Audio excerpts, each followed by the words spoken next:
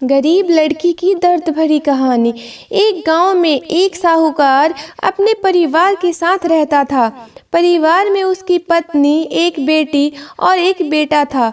शानदार बंगला, नौकर चाकर, गाड़ियां और सब शानो शौकत का सामान था उसके पास। गरीब लोगों को बहुत ज़्यादा सूद यानी ब्याज पर कर्जा देना उसका धंधा था। अक्सर लोग तंगी के दिनों में या किसी त्योहार या शादी के मौके पर उस साहूकार से कर्जा ले लेते थे।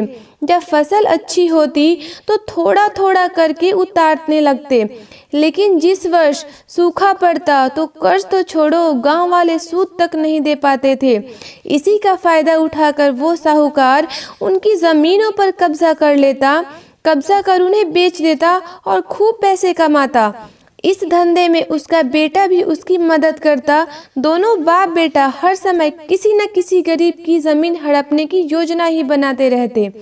एक दिन शहर से एक व्यापारी आया और उसने साहूकार से गांव में ज़मीन खरीदने की इच्छा जताई। साहूकार की खुशी का ठिकाना ना रहा। घर बैठे बिठाए ज़मीनों का ग्राहक मिल गया।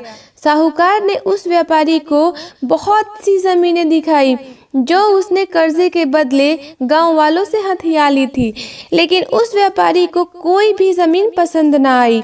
गांव में घूमते हुए व्यापारी को एक ज़मीन का टुकड़ा पसंद आया। उसने साहूकार से उस ज़मीन के बारे में पूछा तो साहूकार सोच में डूब गया। असल में वो ज़मीन तो एक बिन माँ बाप की लड़की की थी जो वहाँ पर रहती थी। उस लड़की के माँ बाप ने साहूकार से 20,000 रुपये कर्ज लिया था, मगर उसे चुकाने से पहले ही उनकी मृत्यु हो गई। बेसहारा लड़की की हालत देख गांव की पंचायत ने साहूकार से उस ज़मीन पर कब्जा ना करने को कहा। भला पंचायत की बात कैसे टाल सकता था साहूकार, मगर दिल में हमेशा ही उस ज़मीन पर कब्जा करने की बात सोचता रहता था।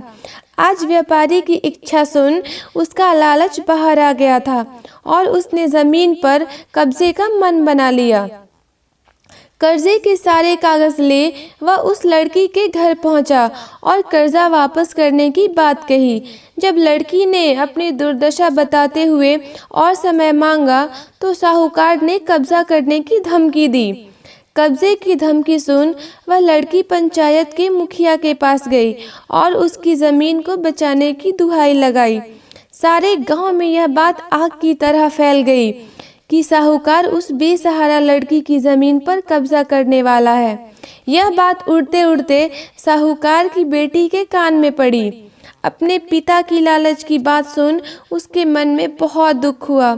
उसने अपने पिता से इस बारे में बात करने की कोशिश की, लेकिन साहूकार को तो सिर्फ बहुत बड़ा मुनाफा ही दिख रहा था। उसे बेसहारा लड़की की दुर्दशा या अपनी बेटी की निवेदन का कोई असर ना हुआ और उसने उस ज़मीन पर कब्जे का ऐलान कर दिया। साहूकार की बेटी ने भी जिद पकड़ ली कि उस लड़की की ज़मीन पर कब्जा ना होने देगी, पर अपनी एक ना चलती देख उसके दिमाग में एक योजना सूझी। अगले दिन सुबह सुबह वह बेसहारा लड़की और उसके साथ 2 लोग साहूकार के घर पहुंचे और कर्ज की 5,000 की किश्त दे दी। साथ में यह भी कहा कि 3-4 महीनों में कर्ज के बाकी रुपए भी उन्हें मिल जाएंगे। रुपया देने के बाद रसीद ले सब चले गए। अब किश्त मिल गई थी, इसीलिए पंचायत ने भी कब्जा नहीं करने दिया। साहूकार बहुत परेशान था कि आखिर उस लड़की के पास इतना सारा रुपया कहाँ से आया। कल तक तो वह दाने दाने को तरसती थी और आज 5,000 रुपया दे गई। कुछ भी ना समझ आने पर उसने गांव वालों से भी पूछताछ की, लेकिन कोई भी रुपयों के बारे में नहीं जानता था। कुछ दिनों बाद वह लड़की फिर 2 गांव वालों के साथ आई और कर्ज की बाकी रकम चुकाकर रसीद और कर्ज के सारे कागज़ ले लिए। साहूकार परेशान हो गया कि आखिर इस लड़की के पास इतना धन आया कहाँ से। इस तरह कुछ दिन और बीत गए। एक दिन साहूकार को खबर मिली कि उस बेसहारा लड़की ने अपनी ज़मीन बेच दी है। कुछ कर तो सकता नहीं था, लेकिन उत्सुकतावश जाकर देखा तो चौंक गया। जमीन पर एक बोर्ड लगा था। उस बोर्ड पर जमीन के मालिक का नाम देख साहूकार की मानो सांसें रुक गई हो। मालिक के नाम के आगे लिखा था उसकी अपनी बेटी और उस लड़की का नाम। वह दौड़ा हुआ घर गया और बेटी से पूछा कि ये क्या तमाशा है। तब उसकी बेटी ने उसे बताया कि उस गरीब लड़की की मदद के लिए उसने अपने सारे गहने बेच डाले ताकि उसकी ज़मीन आपके कब्ज़े से बच सके। लेकिन ज़मीन आपसे छुड़ाते ही उस बेसहारा लड़की ने उदारता दिखाते हुए आधी ज़मीन मेरे नाम कर दी। बेटी ने उसे समझाया कि आप तो उस लड़की का आखिरी सहारा भी छीन रहे थे, मगर उस लड़की का बड़प्पन तो देखो।